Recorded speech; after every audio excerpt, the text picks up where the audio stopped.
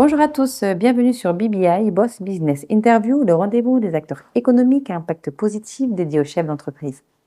Aujourd'hui, j'ai le plaisir de recevoir Monsieur Cher Ahmed Diaye, qui est le directeur général de TS Group, qui est Tidjani Service Group, une structure engagée dans l'orientation, la formation, mais également l'accompagnement des jeunes au niveau national et international. Bonjour Monsieur Ndiaye. Bonjour, Madame Emma. Vous êtes ambassadeur et représentant officiel du groupe d'école d'ingénieurs marocains SUPMT.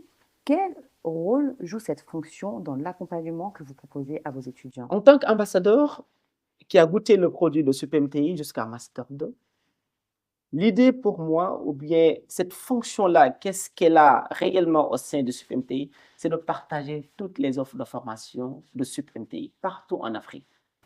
Je me définis aujourd'hui comme étant, ou bien je me présente comme étant un Africain, mais d'origine sénégalaise. Depuis 2016, j'étais le chargé des affaires académiques et sociales de SUPMTI et je gérais 32 nationalités. TS Group est né d'un constat sur les limites aujourd'hui de l'orientation scolaire au niveau universitaire et même scolaire en général ici en Afrique. J'aimerais savoir quel problème majeur cherchez-vous aujourd'hui à essayer de pallier en termes d'accompagnement? Ce que nous essayons de résoudre comme problème aujourd'hui, c'est que les étudiants sont à la croisée des chemins.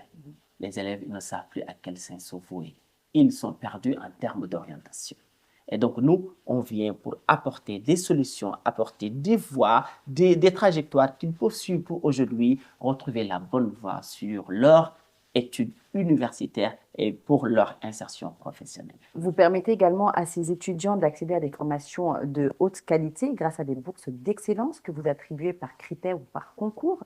Comment se passe ce processus et qu'est-ce que ça change concrètement chez les étudiants bénéficiaires? C'est ce que je disais tantôt, chaque année, on offre plus de 450 bourses d'excellence pour les étudiants qui viennent d'avoir le bac et qui souhaitent étudier à l'étranger, notamment au Maroc, où nous avons vécu 10 ans. C'est notre base.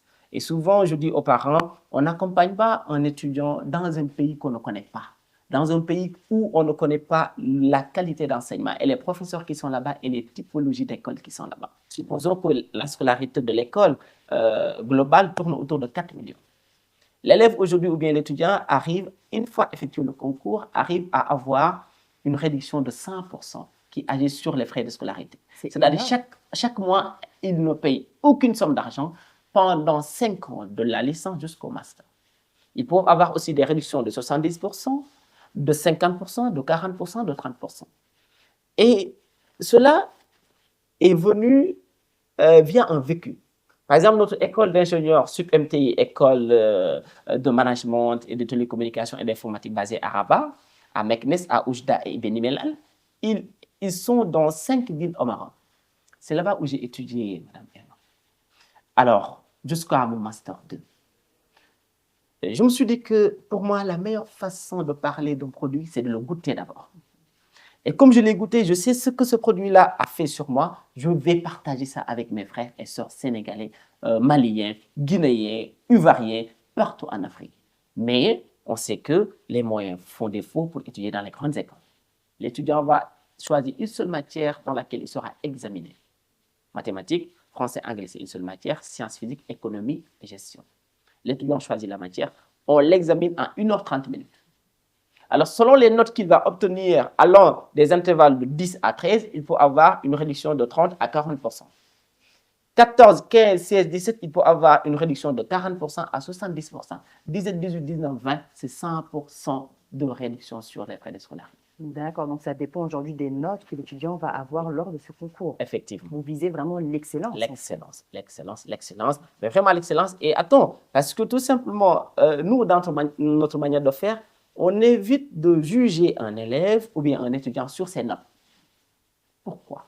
Pédagogiquement, quand l'enfant est devant un examen, il peut paniquer, il peut stresser. Et pourtant, au cœur, au fond de lui, il a des connaissances de base. Donc, qu'est-ce qu'on fait? En amont, on fait un entretien d'abord. Un entretien physique avec l'élève ou bien avec l'étudiant. Lui demander qu'est-ce qu'il veut faire, qu'est-ce qu'il veut étudier et pourquoi il a fait le choix d'étudier au Maroc. On note des items de correction. D'accord? Une fois qu'on passe maintenant le concours, c'est là où on va corriger pratiquement ce qu'il a produit comme production écrite. Après, on cumule les notes de l'entretien et les notes de l'examen, on lui donne la bourse qu'il mérite pour ne pas le juger seulement sur la production de l'examen parce qu'il peut être stressé. C'est ça ce qu'on fait comme processus. Vous avez notamment co-créé également Dakar Leader School en 2022, un établissement trilingue où vous dispensez des cours tels que le leadership, le développement personnel ou encore l'entrepreneuriat dès le collège. Pourquoi avoir fait ce choix et qu'apporte-t-il concrètement à vos étudiants? Vivant au Maroc depuis 2015, madame, chaque année, je venais au Sénégal, au Mali, en Gambie, pour accompagner les étudiants pour qu'ils poursuivent leurs études à l'étranger, notamment au Maroc, bien sûr. Mais à chaque fois, quand ils venaient, je faisais des journées d'intégration. Mais chez nous, en tout cas en ce qui nous concerne, nos services, nos journées d'intégration, on ne le fait pas autour des fêtes. Non, je regroupais tous les étudiants dans une salle, premièrement dans une salle de TP, parce qu'il faut qu'on se recycle.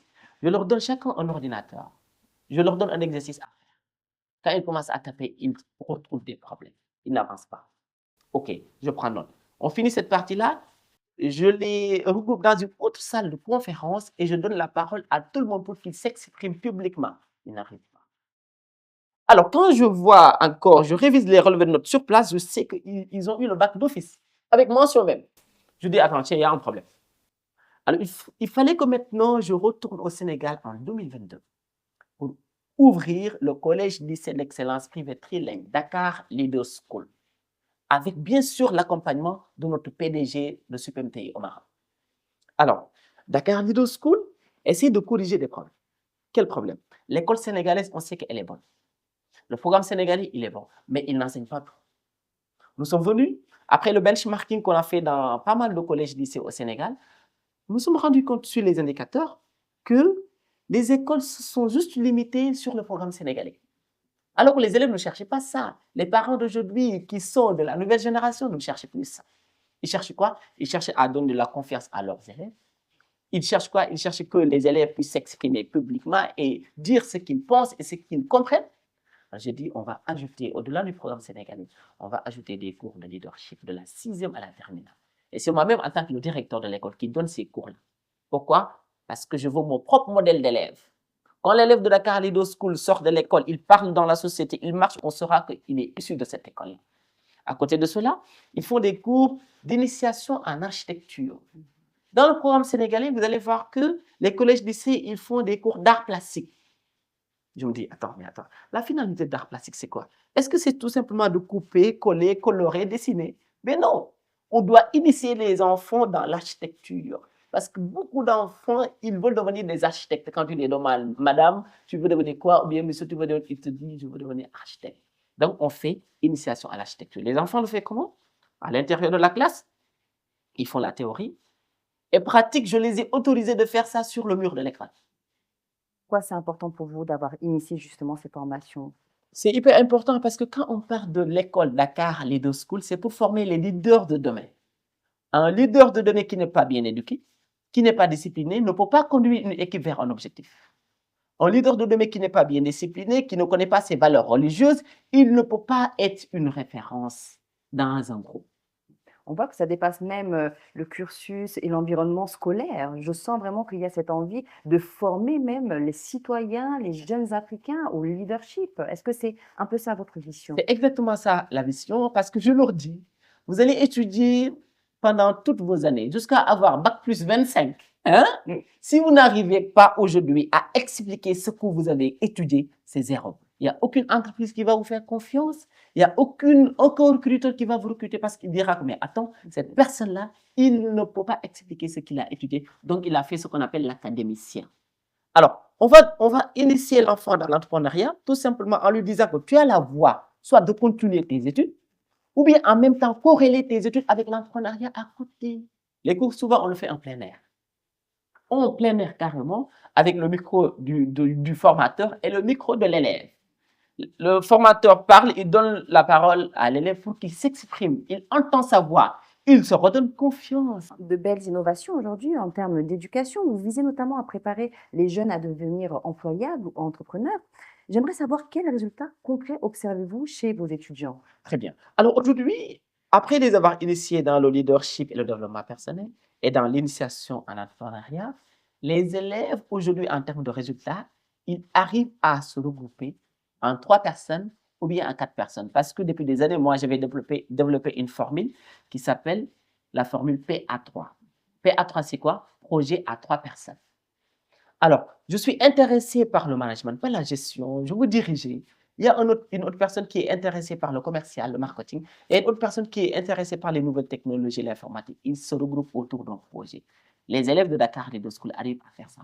Sur des projets concrets qui peuvent être après mis en pratique, mis en place. Vous cherchez à responsabiliser, si j'ai bien compris, les étudiants à des possibles mises en situation réelles dans le monde professionnel. Ça, c'est très novateur. Je rappelle aussi que TS Group aujourd'hui est présent dans plusieurs pays africains. J'aimerais savoir quel impact souhaitez-vous avoir dans le domaine de l'éducation africain en général? Alors, l'impact, c'est réel. L'impact émane d'un vécu, c'est de vouloir participer à la pédagogie de tout l'enseignement au sein de l'Afrique.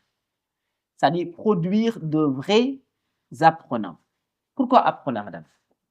Souvent, je dis aux professeurs, il faut que tout simplement chaque professeur essaie de se rappeler son lien entre lui et l'apprenant. Je ne dis pas élève, parce que élève, ce n'est pas le jargon technique, c'est l'apprenant. L'apprenant, c'est qui? C'est la personne qui part pour apprendre. Pourquoi il apprend? Parce qu'il ne connaît pas.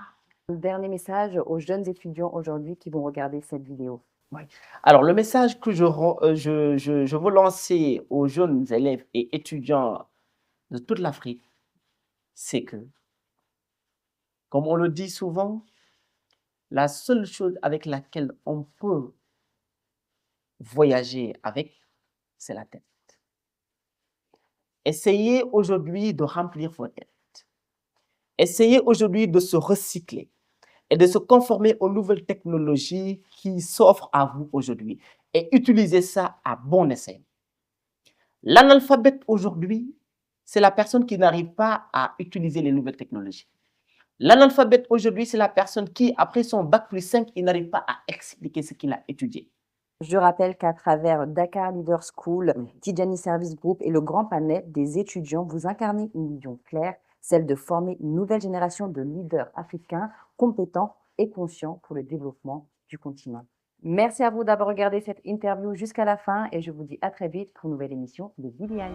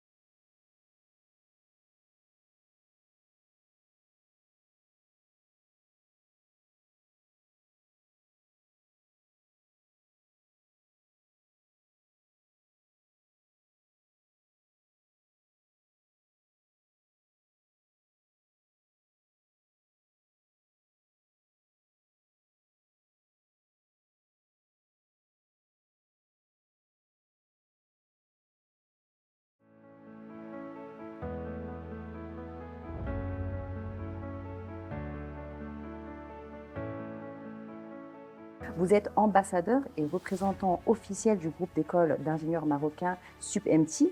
Quel rôle joue cette fonction dans l'accompagnement que vous proposez à vos étudiants? En tant qu'ambassadeur qui a goûté le produit de SUPMTI jusqu'à Master 2, l'idée pour moi, ou bien cette fonction-là, qu'est-ce qu'elle a réellement au sein de SUPMTI, c'est de partager toutes les offres de formation de SUPMTI partout en Afrique.